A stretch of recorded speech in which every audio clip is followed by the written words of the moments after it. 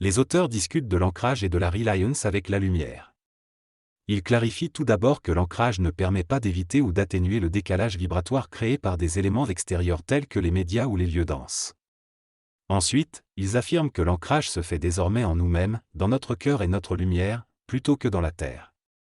Ils expliquent que dans l'ancienne conscience, nous devions expérimenter et connecter les différences vibratoires, mais dans la nouvelle conscience, il est demandé de s'enraciner en nous-mêmes.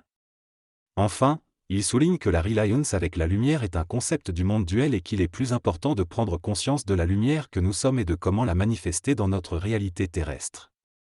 L'évolution de l'homme se fait de l'expérimentation à la manifestation. Pour manifester sa lumière, il faut prendre conscience qu'on est une lumière incarnée et éviter d'être voilé par nos pensées.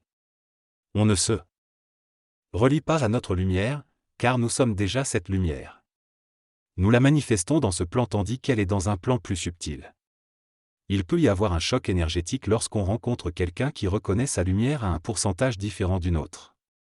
Ce conflit vibratoire dépend du niveau de conscience et peut entraîner des émotions négatives si on n'a pas conscience de notre propre lumière. Cependant, si nous sommes enracinés dans la lumière que nous sommes, il y aura toujours une manifestation de notre lumière, que l'on soit infecté par le décalage vibratoire ou non. La manifestation de notre lumière ne vise pas à changer les autres, mais à porter attention à ce qui est et à l'accueillir avec amour, peu importe son état.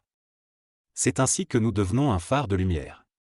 Les intervenants soulignent la différence entre le monde dual de l'expérimentation et le monde de l'unité et de la manifestation.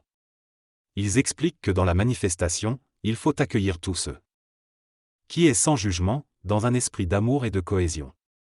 Ils concluent en rappelant l'importance de partager et d'être dans l'unité.